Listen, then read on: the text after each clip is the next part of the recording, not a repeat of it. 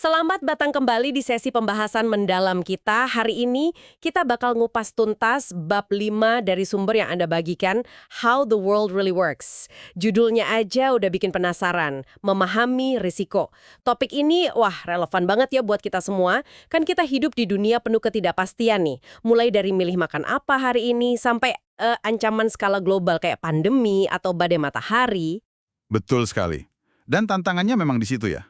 Nah, misi kita kali ini bisa dibilang kita mau coba menyajikan kerangka berpikir yang lebih realistis gitu buat menilai semua risiko ini. Gimana caranya misahin fakta dari sensasi media, pastinya berdasarkan analisis materi ini ya. Iya, karena sumber ini mengakui kok, peradaban modern itu hebat banget dalam mengurangi risiko-risiko lama. Contohnya kayak polio atau risiko melahirkan yang sekarang jauh lebih aman ya kan? Betul. Tapi selalu ada risiko baru yang muncul. Dan yang menarik, kata sumber ini, kita sering salah menilainya.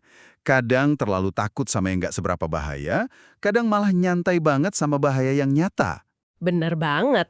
Oke, mari kita bongkar bareng-bareng kalau gitu. Kita mulai dari yang positif dulu deh. Kayaknya penting ya mengakui kemajuan kita dalam ngelola risiko, seperti yang disorot sumber ini. Iya, itu fondasi penting. Misalnya aja, hasil panen yang meningkat drastis itu kan ngurangin banget risiko kelaparan. Terus sanitasi, rumah yang lebih baik. Sumber ini malah nyebut sabun punya peran penting loh. Iya, hal sederhana tapi dampaknya besar.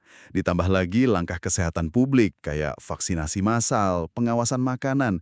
Itu semua sukses besar memangkas risiko infeksi. Dan di bidang teknik juga kan, keselamatan publik. Sumber ini nyebut soal fitur mobil. Tepat.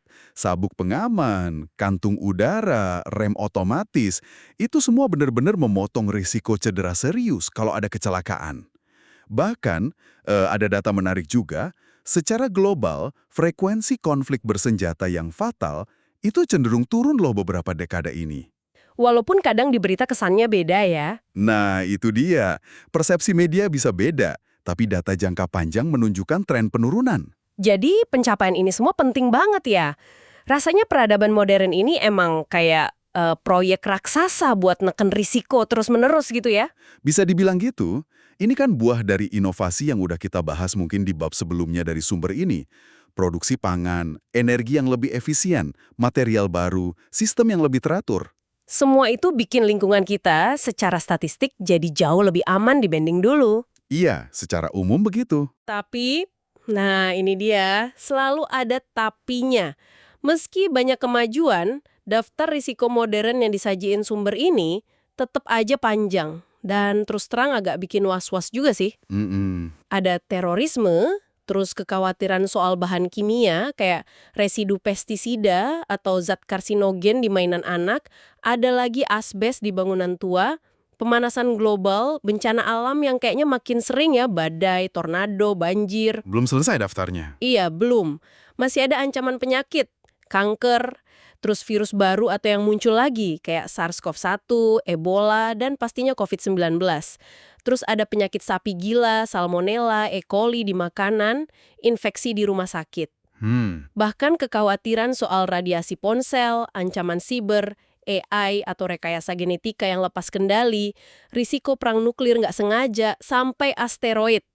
Nah, dengar daftar ini, Anda pribadi merasa lebih aman atau justru lebih terancam di dunia sekarang? Itu pertanyaan bagus banget, dan ini langsung masuk ke inti persoalan persepsi resiko. Sumber ini merujuk karya penting Chauncey Starr tahun 69. Intinya, gini, ada beda besar secara psikologis antara gimana kita nerima resiko sukarela yang kita pilih sendiri, sama resiko paksaan yang rasanya nimpa kita gitu aja. Bedanya gimana tuh? Toleransi kita buat resiko sukarela itu bisa ribuan kali lebih tinggi. Ribuan kali? Wah. Contohnya apa? Banyak, kayak panjat tebing, terjun payung, atau yang lebih umum, merokok. Sumber ini nyebut ada lebih dari 1 miliar perokok di dunia loh. Mereka kan sadar ambil resiko kesehatan besar. Atau nyetir mobil tiap hari ya? Itu kan juga ada risikonya. Betul. Itu semua resiko sukarela. Bandingkan sama ketakutan kita yang jauh lebih gede terhadap resiko paksaan, meskipun secara statistik mungkin lebih kecil. Kayak kemungkinan serangan teroris atau tinggal dekat PLTN. Oh iya, masuk akal. Sumber ini ngasih contoh agak ekstrim. Penolakan vaksinasi.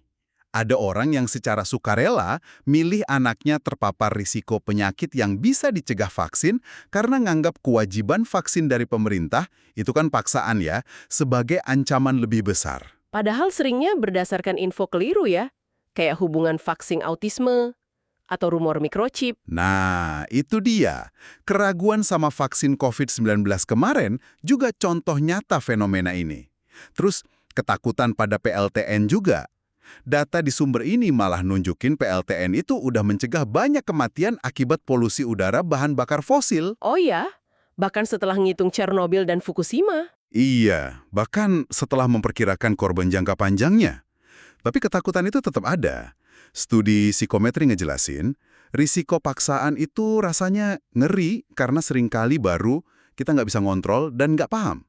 Beda sama risiko sukarela, kayak ronsen medis. Itu kan ada radiasi juga, tapi rasanya lebih bisa diterima karena kita ngerasa punya kontrol dan tahu tujuannya. Oke. Jadi jelas ya, persepsi kita ini bias. Nah, terus gimana caranya kita bandingin semua risiko ini secara lebih objektif, biar tahu mana yang lebih bahaya gitu, secara nyata? Ini memang sulit, kata sumber ini. Kan dampaknya macam-macam ya, kematian, cedera, rugi ekonomi, nyeri kronis.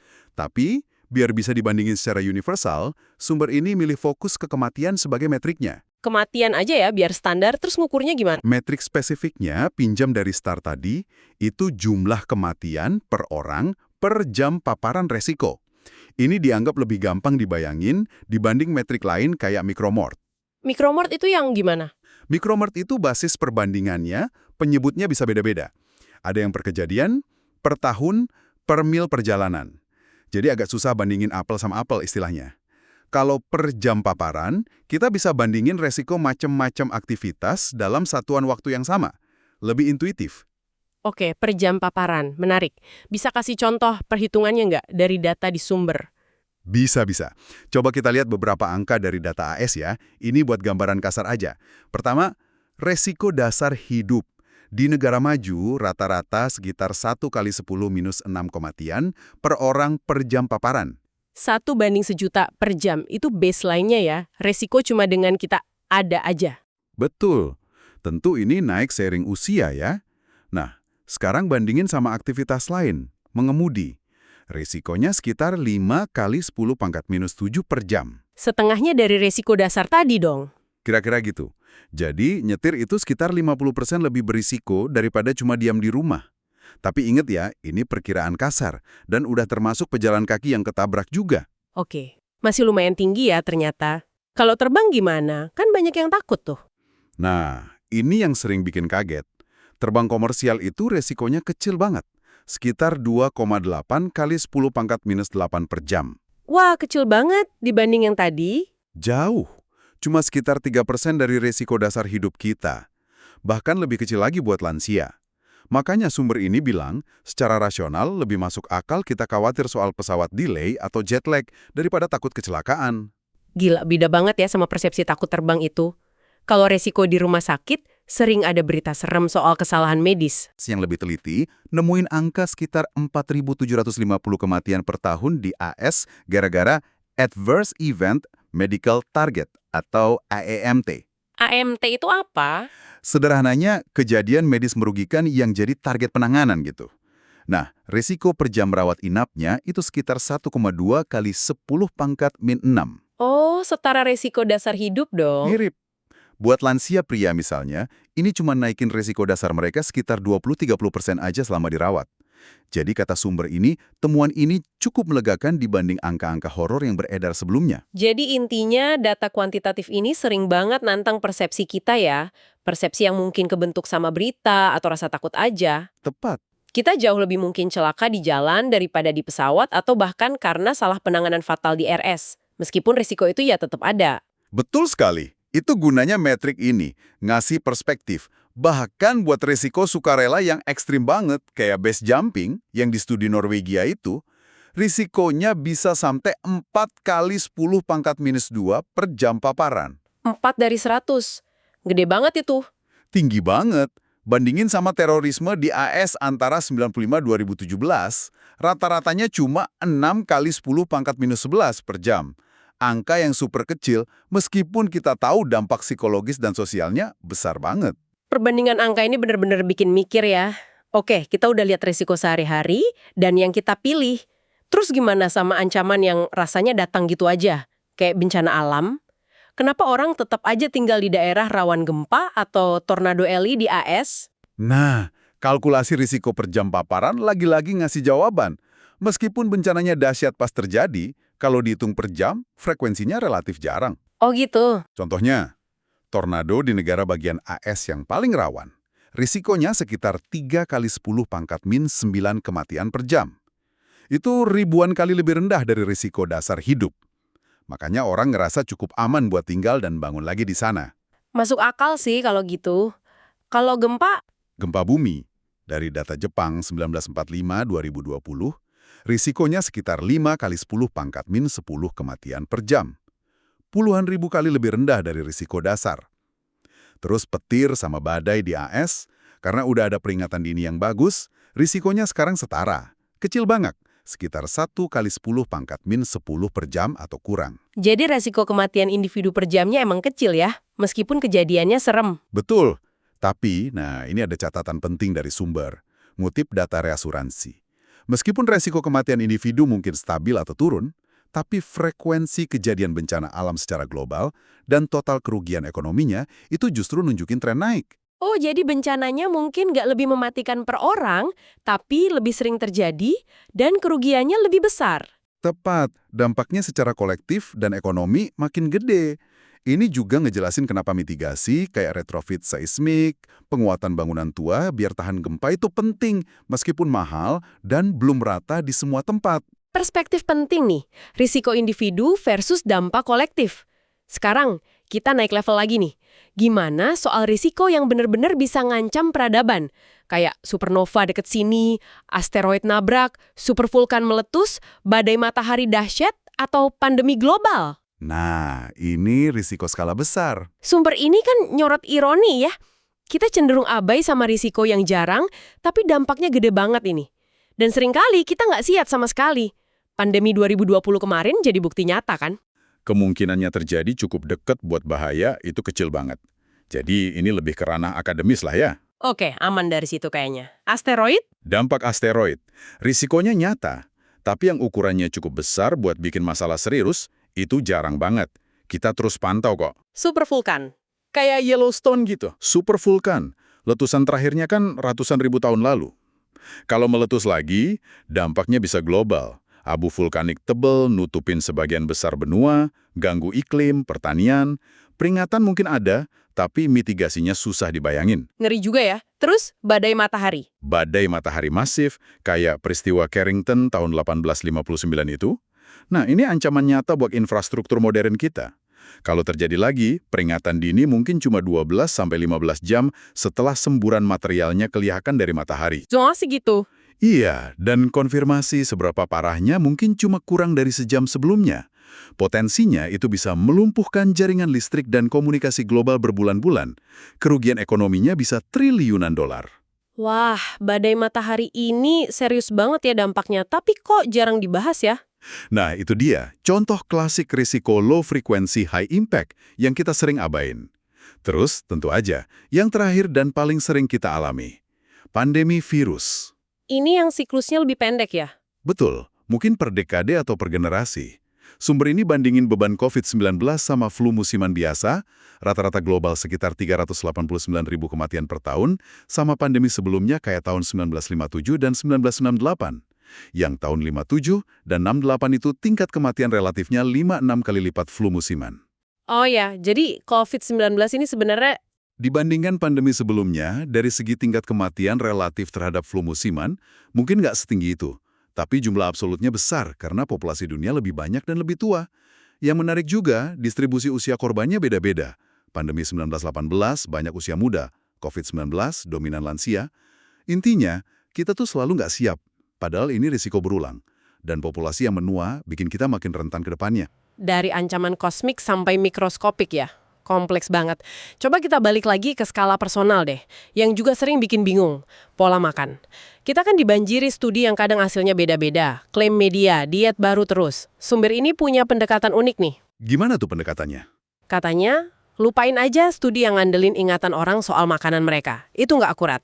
Mendingan lihat aja apa yang benar-benar dimakan sama populasi yang usia harapan hidupnya paling panjang. Wah, pragmatis banget ya. Pendekatan yang menarik. Terus, hasilnya gimana? Sumber ini bandingin Jepang, juara harapan hidup rata-rata 84,6 tahun, sama Spanyol, kedua buat wanita sekitar 86,2 keseluruhan 80 tahun. Hasilnya lumayan mengejutkan. Kenapa mengejutkan? Jepang, diet mereka setelah Perang Dunia Kedua itu berubah drastis. Konsumsi susu, nasi putih, seafood, daging, roti, itu semua naik. Kadar kolesterol sama berat badan juga naik. Tapi anehnya, penyakit jantung nggak melonjak dan harapan hidup malah terus naik. Jadi, nggak setradisional yang kita bayangin ya? Nggak juga. Ciri khasnya masih ada sih. Tinggi ikan, kedelai, tahu, nasi, sayur, rumput laut, teh hijau, tapi relatif rendah daging, susu, lemak, gula dibanding negara barat mungkin. Nah, bandingin sama Spanyol. Diet Mediterania ideal mereka itu juga udah berubah jauh. Berubah gimana? Sekarang konsumsi daging mereka tertinggi di Eropa, lebih tinggi dari Jepang. Lemak jenuhnya tinggi, minyak zaitun malah turun konsumsinya sejak 1960-an, gula naik 2 kali lipat dibanding Jepang, konsumsi anggur turun drastis diganti bir. Jauh banget dari gambaran klasik diet Mediterania. Wah, jadi diet sempurna itu kayak ini mitos ya. Bahkan di negara tersehat pun polanya berubah dan nggak seideal itu. Kayaknya begitu. Dan kesimpulan sumber ini lebih bikin mikir lagi. Meskipun diet Spanyol kelihatannya kurang ideal menurut standar umum, angka kematian kardiovaskular mereka turun cepat banget. Lebih cepat dari rata-rata negara maju. Harapan hidup naik pesat, tambah 13 tahun sejak 1960. Gila. Terus gimana bandingannya sama Jepang? Jepang memang masih unggul tipis, selisih harapan hidup rata-rata sekitar 1 tahun. Nah, sumber ini terus ngajuin pertanyaan provokatif buat Anda nih.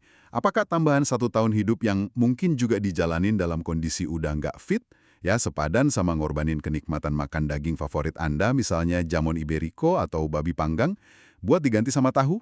Haha, pertanyaan nusuk banget itu. Jadi, ini contoh gimana nimbang resiko dan kualitas hidup itu kompleks banget ya di level personal. Betul sekali. Nggak hitam putih. Oke, jadi setelah ngebahas semua ini, intinya apa dong?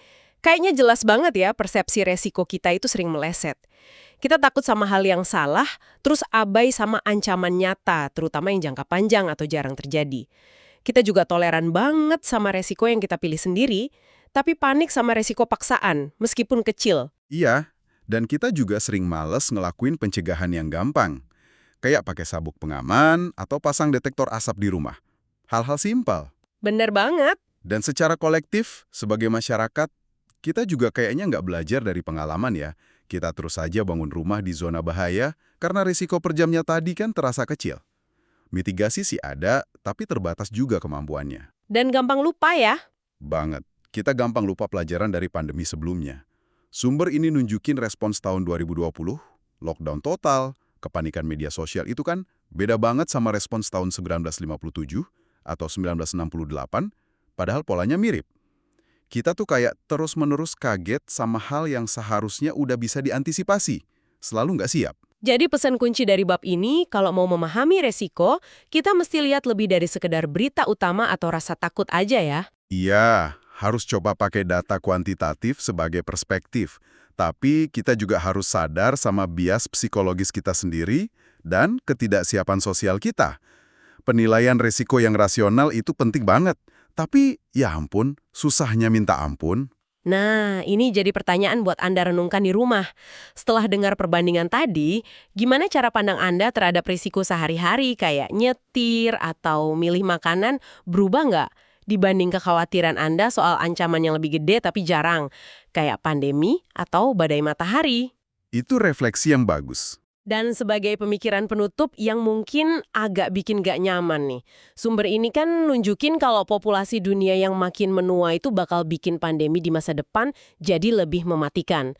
Nah pertanyaannya, kalau kita aja udah terbukti gagal terus buat siap-siap ngadepin ancaman yang berulang kayak pandemi yang siklusnya cuma puluhan tahun, Gimana kita bisa berharap masyarakat global mau investasi mahal dan jangka panjang buat mitigasi ancaman yang super langka, tapi potensinya akhir peradaban. Kayak badai matahari Carrington berikutnya atau asteroid gede nabrak bumi yang manfaat pencegahannya mungkin baru kerasa berabad-abad lagi. Pertanyaan berat, tapi penting. Sesuatu untuk kita renungkan bersama. Oke, terima kasih banyak udah menyimak penjelajahan mendalam kita kali ini. Sampai jumpa di sesi berikutnya.